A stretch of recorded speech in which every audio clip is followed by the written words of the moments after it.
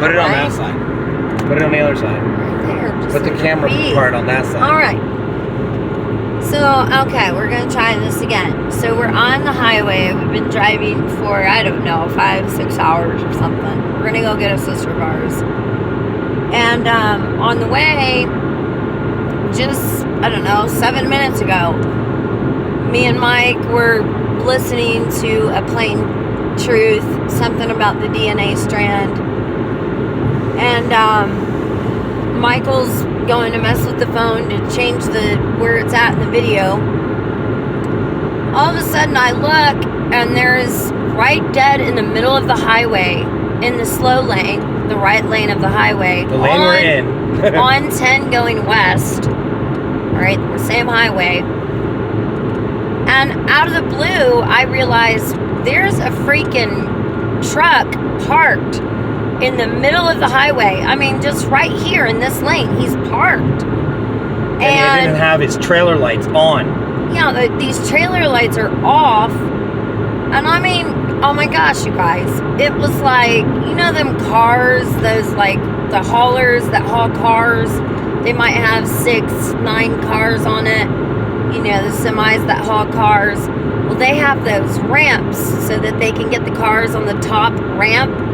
That ramp was down, and this guy's lights was on the semi, but it was not on the trailer bed. I'm like, oh shit, you know, Mike, I'm hitting him. As she's like reaching her hand out to point, I looked up too. The Holy Spirit must have told us both at the same time, because I looked up and I saw it, and it was so close that I had to actually squeal the tires and get in the other lane. I mean, when he did that, I'm thinking, oh shit, we're going to hit the wall or something, because the speed limit is 80 miles an hour right now. And I was doing like 78. So we're doing the speed limit. As we go by him, I honked my horn, and I looked over, and I saw the guy standing where his trailer meets his truck. So he had to have unplugged his freaking lights for his trailer, because that's the only way you can shut your trailer lights off, is by unplugging your trailer. And that guy was standing there as I was beeping. And I've been able to see that kind of stuff like that. That reminded me of like a combat situation a couple times. And because of that, the adrenaline and the blood starts flowing, the endorphins get released, and time slows down for me. So it was all slow motion for me. Well, I'll tell you what, I was so like, oh crap, that I had to laugh because I was just like You tried to yell at me. What the hell? No looking at the phone anymore. Oh my gosh. Because, I mean, I wondered for half a second, is that guy moving or was he driving slow? No, he wasn't moving. But no, the guy wasn't moving. And he didn't stop on the pull-off where you can obviously stop on the pull-off. So it was definite. There's plenty of room. You can see it on the camera. Like, that's a whole lane you can park in. We're now at exit 99. And he was like pretty much right after a corner. Yeah, right at a corner. Basically. Right at the corner. Yeah. So it was. So like, it really almost like, we got them. Yeah. It's kind of funny because then Mike, right after that, he points out something really, really weird. There was a cop on the opposite side. Just sitting there with its sirens on. Sitting there with his lights on. And, Mike says, it's like, look, there's a cop, like, sitting there, like... A couple miles down the road on the opposite side of the highway. Like, we're waiting on the call. Yeah. It's funny because back, I don't know, I went to a concert when I was like 17. This was before I had my first son. And it was me, my sister, her friend named Shannon, and then my kid's father. And we went to go see, it was Biggie Smalls, 3 6 Mafia, I don't know, Ice Cube, a whole bunch of these artists. And when we left, well, it was a bad deal anyways. We ended up getting in for free, but then I ended up having to go sit out in the car with my kid's father because he wouldn't sneak backstage with us. And he sat and got drunk all night. We leave and they're shooting outside.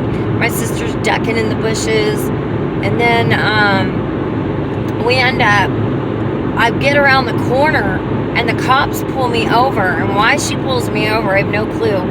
But she's like, how old are you? And I'm like, 17. She's like, I could take you to jail for being underage. And I'm like, what do you mean you could take me to jail? You can't do that. I said, I have someone of age in the vehicle. She was like, something about your parents. I said, look, lady, I know the law. If you're with someone 18, you can be out at any hour. And my mother gave me permission. So why'd you pull me over? So I said, they were just shooting down the street, not even a block away. Why aren't you down there?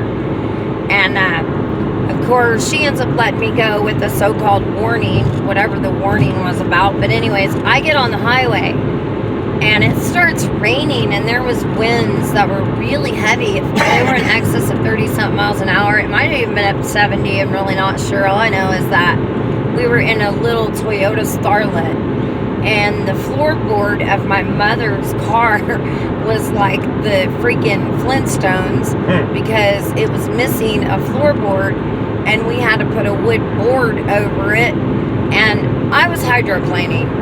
Well, a semi come up behind us and basically was carrying me. Well, then I figured out a way to get over, and he gets in front of me and pushes on his brakes. And then, you know, we almost slam into him. Well, this goes on. It was back and forth like this for a good 7 minutes, maybe. Everybody in the car was screaming and crying, except for me. I'm driving. I'm like, I'm scared as hell. I ain't gonna lie. And, everybody was hiding in the floorboards and screaming. And I'm like, just chill out, everyone. I've got this. But I really was scared as shit because it was like this guy was trying to kill us. He carried us for a minute, just from the wind itself had picked the vehicle up, and the way that he was behind us, we were literally hydroplaning where we were not on the ground for a period of time. Another semi came up beside us, started honking at me, and we made eye contact, and maybe through the lips or his hand signs, I'm not really sure, but I knew he gave me a direction, told me to do something. And so I followed what the man told me to do.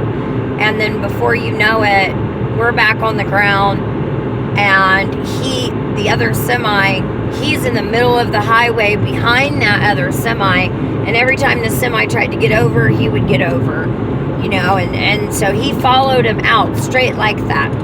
Had it not been for that guy, we were dead.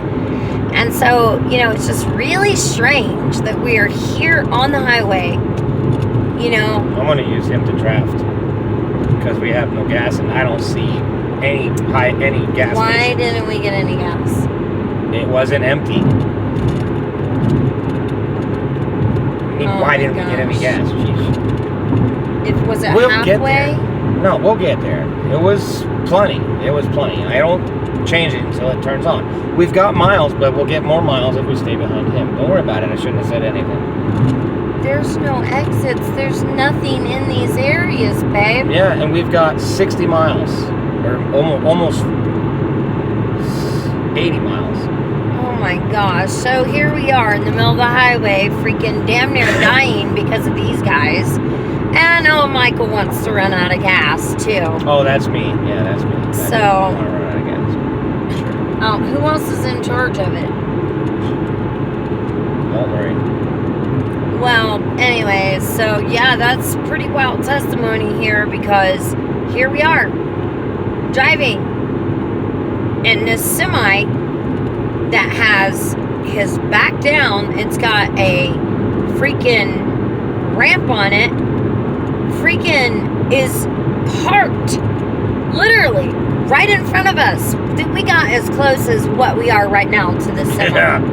And then all of a sudden, we realize that sucker's not moving. Michael veers over. Now we're at a curve. I didn't veer. I had to squeal the tires to turn. 80 miles an hour, you guys. Almost. Like, off it was 2 like miles. 60. I mean, come on. It was like we 78, were going 76. Yeah. Okay. It was fast. Unbelievable. So it's almost like this guy did that purposely. What else would he have been out there? So, you guys know that I'm a targeted individual, and that these guys have tried to take my life, God knows how many times, And it would appear, it's been a long time since these guys have tried. So it would appear that these guys just decided to try it again. But once and again, here we are again. We are still alive to talk about it. You know, that says a lot. I Yeah. thank our Father in heaven, the only Father I have, you know.